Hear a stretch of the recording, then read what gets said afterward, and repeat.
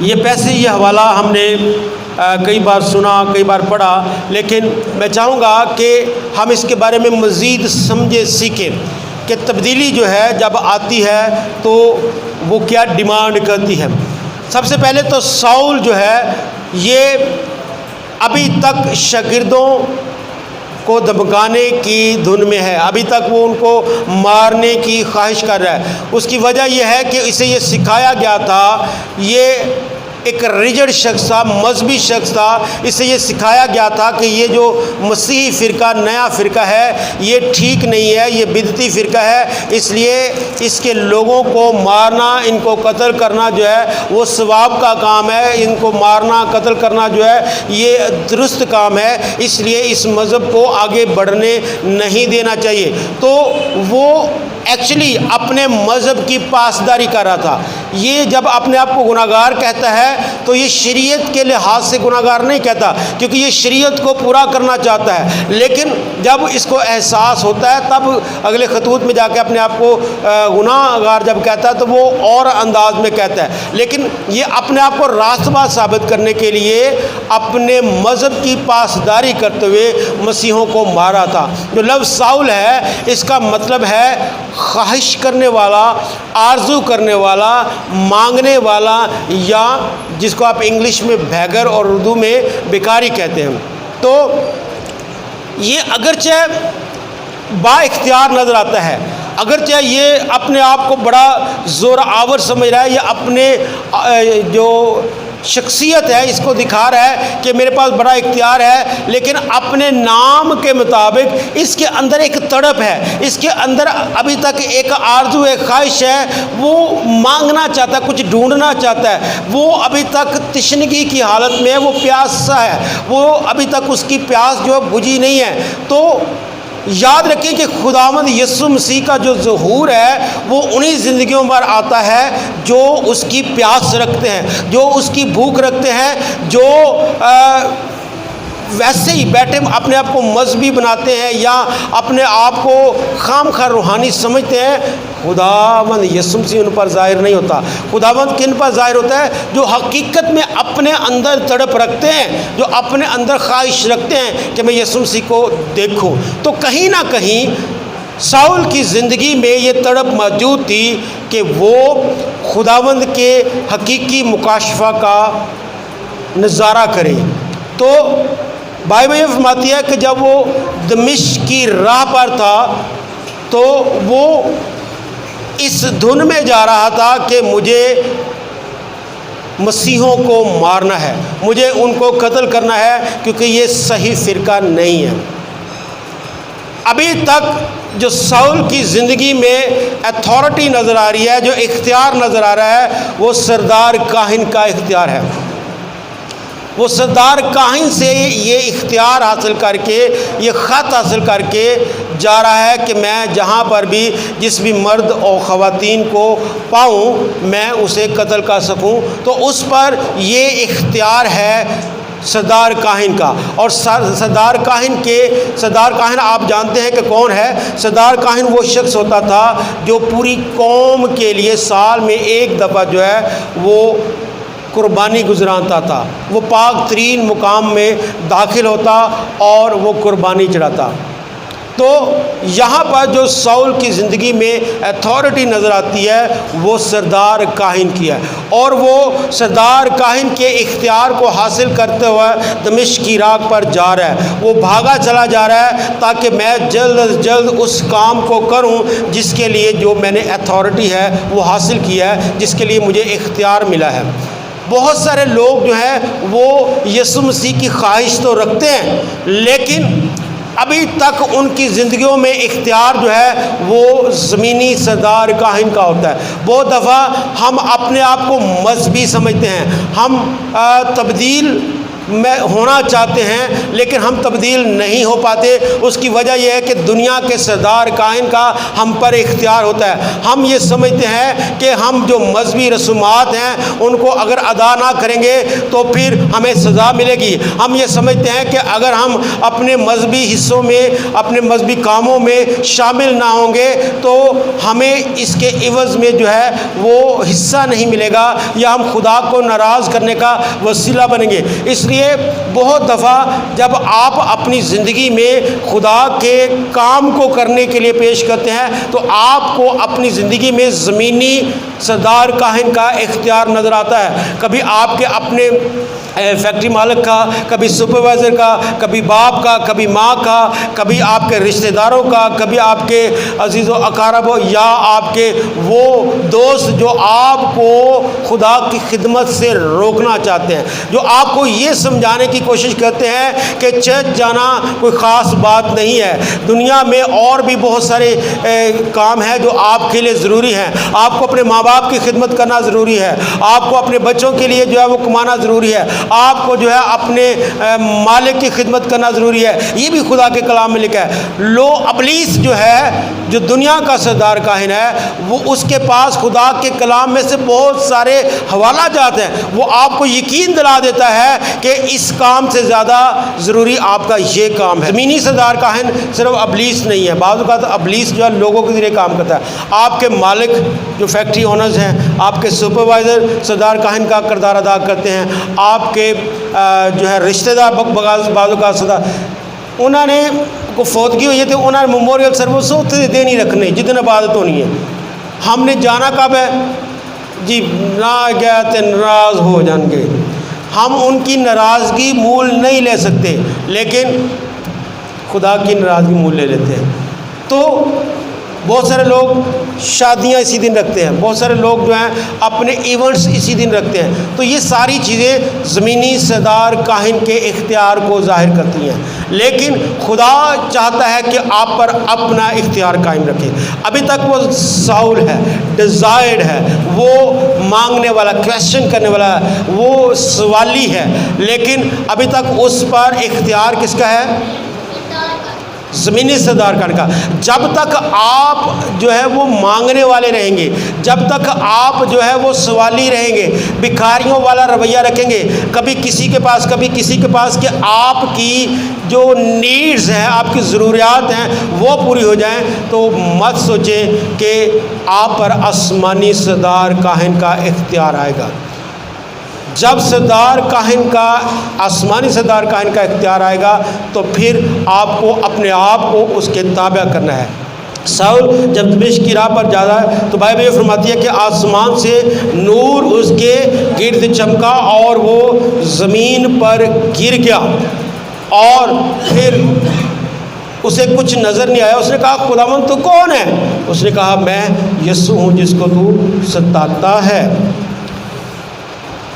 Saul جب زمین پر گرا ہے تو چونکہ وہ ایک کھلاڑی ہے، وہ روم میں جتنے گیمز ہیں، جتنے سپورٹس ہیں ان سے بڑا واقف ہے، اگرچہ وہ یہودی ہے لیکن رومی بھی ہے، تو ایک سپاہی ہوتے ہوئے اسے اصولوں کا پتہ ہے۔ تو روم میں ایک لڑائی ہوا کرتی تھی، ایک فائٹ ہوا کرتی تھی دو پہلوانوں کے درمیان۔ دو پہلوان ایک اکھاڑے میں ہوتے اور اسٹیڈیم جو ہے وہ بڑا ہوتا، لوگ چاروں طرف سے دیکھ رہے ہوتے، بادشاہ جو وہ سامنے کرسی پر بیٹھا ہوتا، اور دو پہلوان آپس میں لڑتے۔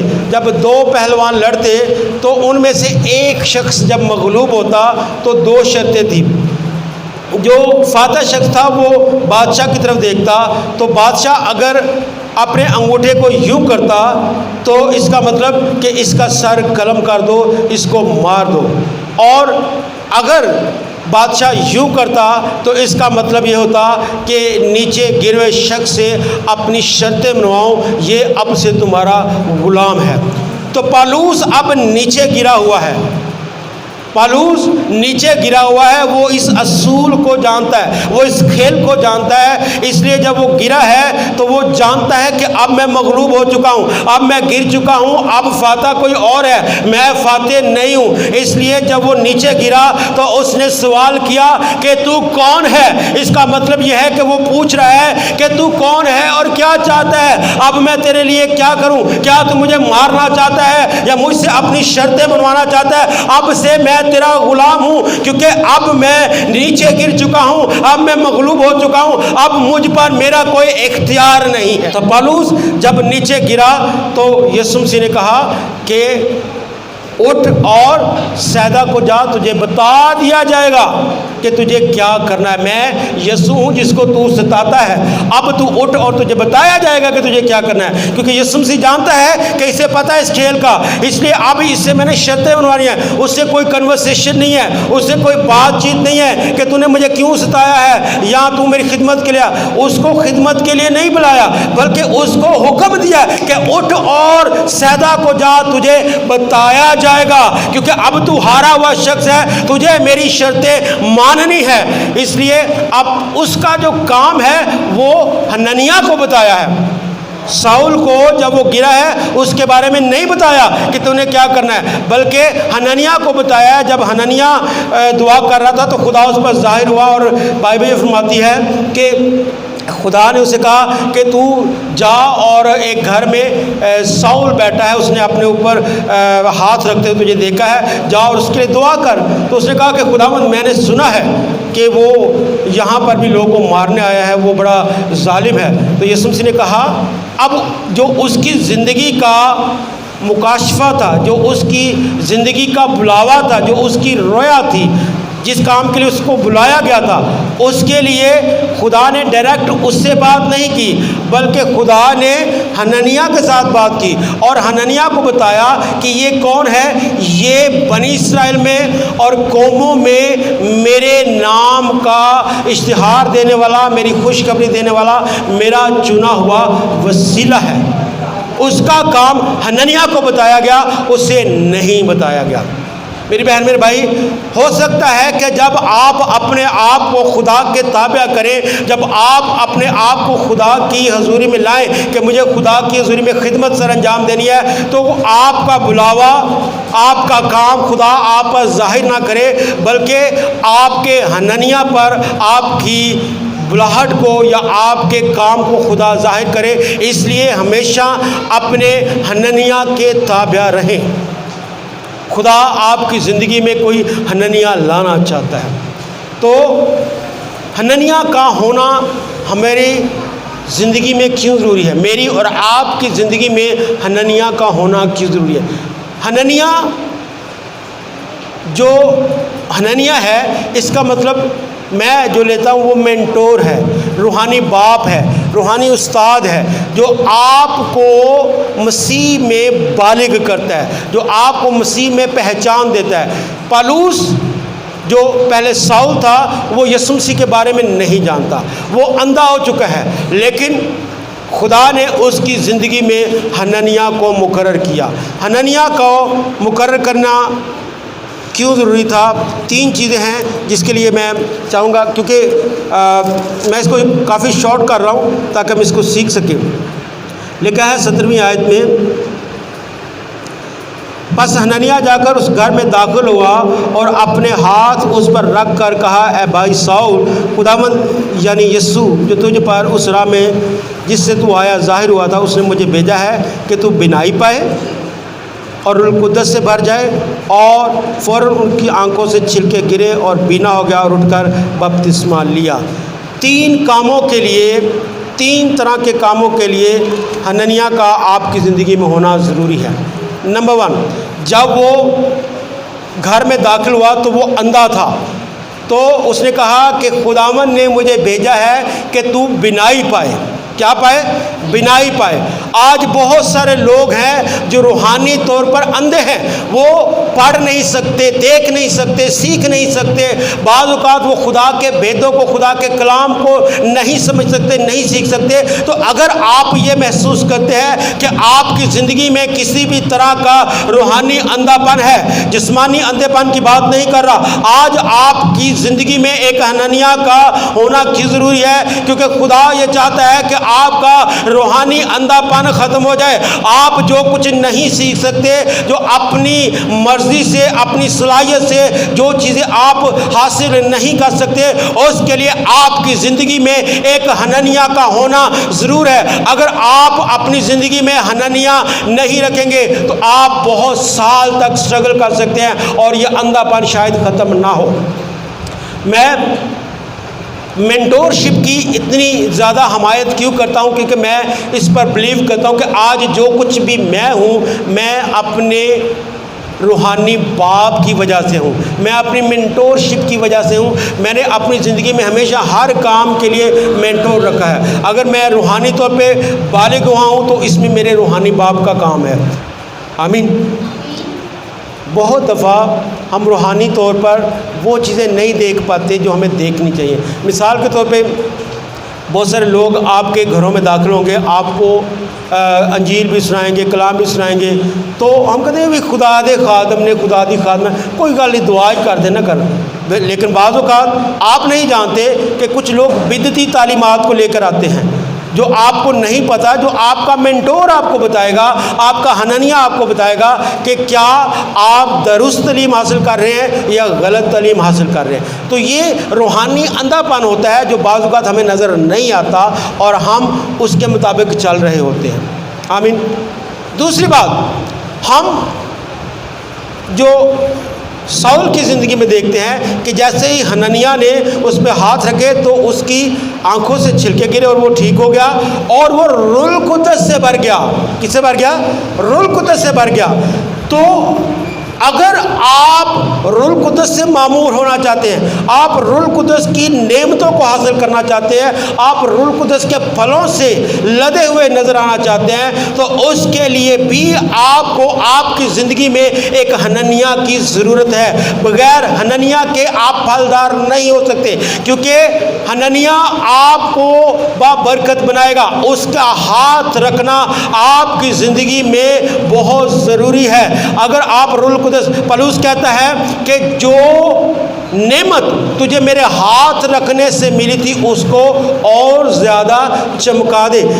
پہلے اس نے روح القدس کی نعمت کو حاصل کیا حنانیہ کے ہاتھ رکھنے سے، بعد میں یہی پولس جو ہے وہ اپنے شاگردوں کے اوپر ہاتھ رکھ رہا ہے اور ان کو نعمتیں دے رہا ہے۔ روح القدس کی نعمتیں جو ہیں وہ نبوت کی نعمت ہو سکتی ہے، وہ روحوں کے امتیاز کی نعمت ہو سکتی ہے، علمیت کے کلام کی نعمت ہو سکتی ہے، شفا کی نعمت ہو سکتی ہے، بدروحوں کو نکالنا، جو کچھ بھی آپ محسوس، جو نعمتیں حاصل کرنا چاہتے ہیں وہ گھر بیٹھے نہیں ملتی۔ اس کے لیے آپ کو حنانیہ کی ضرورت ہے، اس کا ہاتھ آپ پر آنا لازمی ہے۔ بہت سارے لوگ بغیر حنانیہ کے ترقی کرنا چاہتے ہیں، بڑھنا چاہتے ہیں، لیکن میں آپ کو صاف بتا رہا ہوں کہ بغیر حنانیہ کے آپ ترقی نہیں کر سکتے، آپ مسیح میں بلوغت حاصل نہیں کر سکتے، آپ دنیا میں آگے بڑھ نہیں سکتے جب تک کہ آپ حنانیہ کے تابع نہ ہو یا آپ اپنی زندگی میں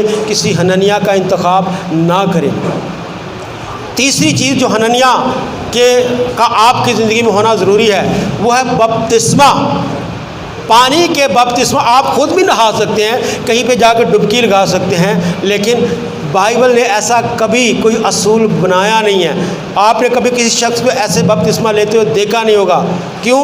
کیونکہ اس کے لیے بھی آپ کو ایک حنانیہ کی ضرورت ہے۔ حنانیہ آپ کو بپتسمہ دے گا، اور بائبل یہ فرماتی ہے اس کے بعد پھر اس نے کچھ کھا پی کر طاقت پائی۔ کیا کیا؟ کھا پی کر ہننیا کا آپ کی زندگی میں ہونا لازمی ہے تاکہ آپ کھائیں اور پئیں۔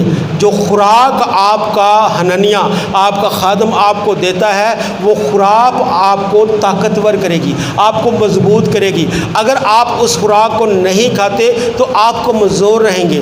آپ اگر اس خوراک کو نہیں لیتے تو پھر آپ اس طرح سے جسمانی یا روحانی طور پر ترقی نہیں کر سکتے جس طرح سے عام نارمل بچے کرتے ہیں۔ تو اگر تو آپ مسیح میں بلوغت حاصل کرنا چاہتے ہیں تو پھر کھانا اور پینا جو آپ کو اپنے ہننیا کی طرف سے ملے اس کو لینا ہے تاکہ آپ مسیح میں بالغ ہوں۔ آمین۔ میں آپ کو خدا کا خادم ہوتے ہوئے ایک بار پھر یہ موقع فراہم کرتا ہوں کہ اپنے ہننیا کے تابع ہو جائیں۔ آپ کی زندگی میں کوئی بھی مسئلہ ہے، آپ زندگی کی کسی بھی سٹیج پر ہیں، کسی بھی حصے پر ہیں، اگر آپ بڑھنا چاہتے ہیں، اس سے آگے جانا چاہتے ہیں، ترقی کرنا چاہتے ہیں تو اپنے ہننیا کے تابع ہو جائیں۔ اگر آپ ہننیا کے تابع نہیں ہوں گے تو آپ ترقی تو کریں گے لیکن سست رفتاری سے۔ شاید آپ اپنے اندر جو قابلیتیں محسوس کرتے ہیں آپ اس سے محسوس کریں کہ ہم زیادہ ترقی کریں گے، نہیں کریں گے۔ آپ اب اپنی زندگی میں کبھی غور کریں، وہ لوگ جو اپنے ہننیا کے تابع نہیں ہیں، کبھی غور کریں کہ آپ کے پاس دوسروں سے زیادہ اچھی خوبیاں ہو سکتی ہیں، آپ میں دوسروں سے زیادہ جو صلاحیتیں ہو سکتی ہیں، لیکن اس کے باوجود دوسرے آپ سے آگے بڑھ گئے۔ اس کی وجہ کیا ہے؟ ہمیشہ وہ لوگ آگے بڑھتے ہیں جو اپنے ہننیا کے تابع ہوتے ہیں، جو فرما برداری میں چلتے ہیں۔ تو آپ اپنی زندگی میں دیکھیں کہ آپ کہاں پر اپنے ہننیا کی نافرمانی کر رہے ہیں۔ اگر آپ نافرمان ہیں تو آج موقع ہے کہ تابع داری میں آ جائیں اور خدا سے کہیں کہ مجھے برکت دے کہ میں تابع داری کر سکوں اور میں پالوس کی طرح ہسٹری بنا سکوں، تاریخ بنا سکوں، تاکہ میں تیرے جلال کا چنا ہوا وسیلہ